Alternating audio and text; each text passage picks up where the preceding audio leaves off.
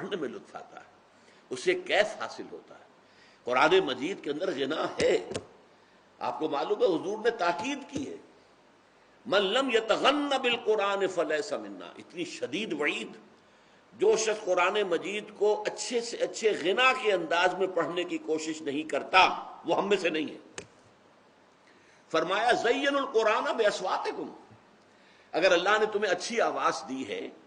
تو اچھی آواز سے، حسن صوت سے، حسن قرات کے ساتھ قرآن کو پڑھو، قرآن کو مزین کرو اپنی آوازوں سے۔ اگر اچھی آواز اللہ نے آپ کو دی ہے تو آپ قرآن کو پڑھتے ہوئے اس اچھی آواز کو استعمال کیجئے، قرآن مزین ہو جائے گا، قرآن کے اندر جو ہے وہ ایک اور ہی کیفیت آپ کو محسوس ہوگی۔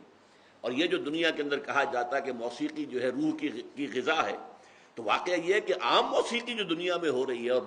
بد نصیب جو اس وقت کا دور ہے، یہ پاپ میوزک جو ہے، یہ تو سوائے انسان کے جو سفلی جذبات ہیں ان کو حرکت میں لانے کے اس کا کوئی کام نہیں۔ پرانے زمانے کے لیے ایک موسیقی ایک ہوتی تھی جو سنجیدہ ہوتی تھی، اس میں یقیناً یہ ہے ایک بڑا فرق میں آپ کو بتاتا ہوں۔ پچھلے زمانے کی موسیقی سن کر آدمی کا یہ سر جو ہے یہ وجد میں آتا تھا، آدمی جھومتا تھا سر کے وجد کے ساتھ۔ آج کی موسیقی میں پورا انسان کا نچلا جسم جو ہے وہ دھڑکتا ہے، دھڑکتا ہے اور چلتا ہے، دوڑتا ہے۔ یہ انسان کے سفلی اور گھٹیا اور نچلے جذبات کو حرکت میں لانے والی شے ہے۔ لیکن قرآن مجید کی موسیقی زین القرآن باصواتکم من لم یتغن بالقرآن فلیس منا وتغنوہ، اس کو بڑی غنا کے ساتھ پڑھا کرو۔ اور یہاں تک کہ آپ نے ایک صحابی حضرت ابو موسیٰ اشعری رضی اللہ تعالی عنہ، ان کو اللہ نے بہت عمدہ آواز دی تھی، جیسے بعض صحابہ خوبصورت بہت تھے۔ حضرت دحیہ کلبی رضی اللہ تعالی عنہ بہت حسین انسان تھے، چنانچہ حضرت جبرائیل جب انسانی شکل میں آتے تھے تو حضرت دحیہ کی صورت اختیار کر کے آتے تھے، دحیہ کلبی۔ اسی طرح صوت جو ہے، صوتی آہنگ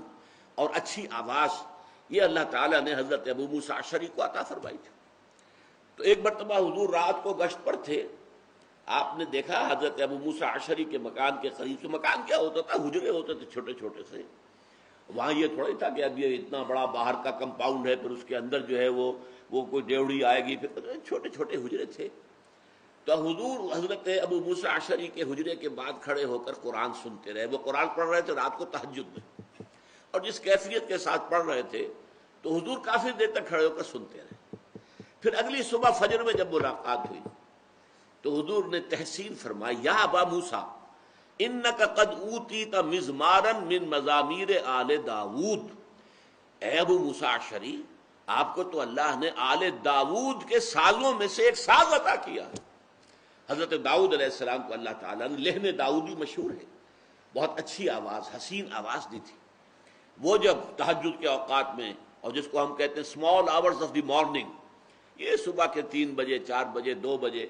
جب وہ اللہ تعالیٰ کے حمد کے ترانے جو ہیں الاپتے تھے، تو قرآن مجید کی گواہی یہ ہے کہ پہاڑ بھی ان کے ساتھ وجد میں آ جاتے تھے اور پرندے بھی ان کے ساتھ آواز ملاتے تھے۔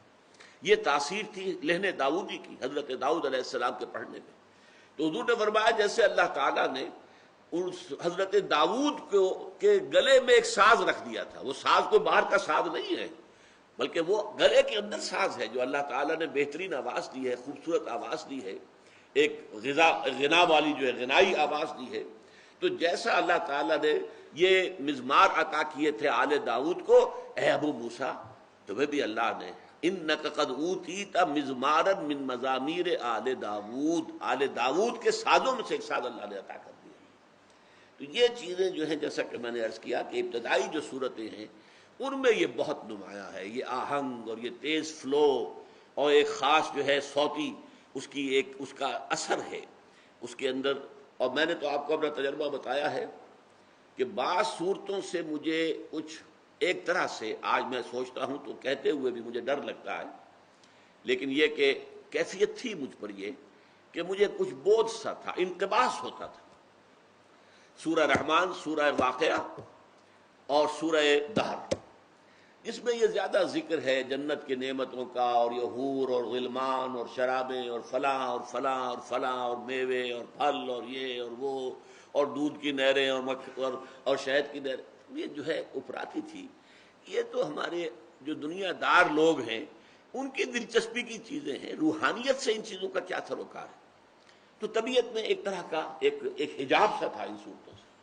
واقعہ یہ ہے میرا یہ حجاب رفع ہوا ہے جب شیخ القراء محمود خلیل حسری رحمۃ اللہ علیہ ان کا میں نے قرات کردہ سورہ رحمان کا ریکارڈ سنا ہے اور سورہ واقعہ کا۔ یہ آئے تھے صدر ناصر صاحب جب آئے تھے، 50s کی بات ہے، جب صدر ناصر صاحب دورے پر آئے تھے پاکستان کے، تو ان کے ساتھ قاری محمود خلیل حسری آئے تھے۔ انہوں نے جو نیو ٹاؤن کی مسجد ہے اس میں بھی ایک محفل قرات منعقد کی تھی۔ پھر کچھ عرصے کے بعد وہ یہاں بھی آئے اور یہاں جامعہ اشرفیہ میں ان کی محفل تھی، وہاں انہوں نے سورہ واقعہ پڑھی پوری کی پوری، اور میں حیران ہوں، کوئی دلیل نہیں، کوئی منطق نہیں، لیکن میں نے اس قرات کو سنتے ہوئے محسوس کیا کہ میرے قلب کے اوپر سے وہ پردہ، وہ حجاب یا وہ زنگ جو ہے اتر رہا ہے خود بخود۔ یہ اس کا صوتی اثر ہے، قرآن مجید کی آواز کے اندر ایک اثر ہے۔ اسی لیے قرآن مجید کو اگر کوئی شخص سمجھتا نہیں ہے، اگر پڑھتا ہے صحیح طور پر، وہ بھی کسی نہ کسی فائدے سے محروم نہیں رہتا۔ ہاں، قرآن اس لیے آیا کہ آپ سمجھیں، اسے سمجھ کر پڑھیں، اس لیے آیا کہ آپ اس پر عمل کریں، لیکن یہ کہ محض قرآن کی تلاوت چاہے وہ سمجھ میں نہ آئے، اس کے اندر جو ملکوتی غنا ہے، جو ڈیوائن میوزک ہے، وہ یقیناً انسان پر اثر انداز ہوتی ہے۔